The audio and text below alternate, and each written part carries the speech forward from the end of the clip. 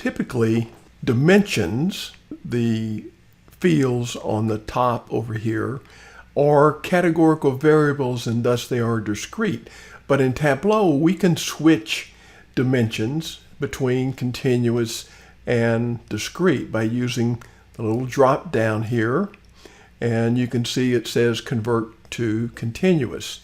If I click on that, then order date, now the pill becomes green for continuous, blue pills are discrete. When you set it here, then throughout the workbook, order date is continuous, but we can override that on our worksheets, our visualizations, by setting individual instances of the pills. I'm going to go back and undo that here, go back to discrete.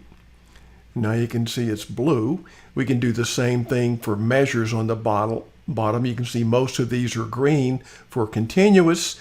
Our profit ratio measure, though, is dichotomous, categorical, and that's why it's blue, discrete.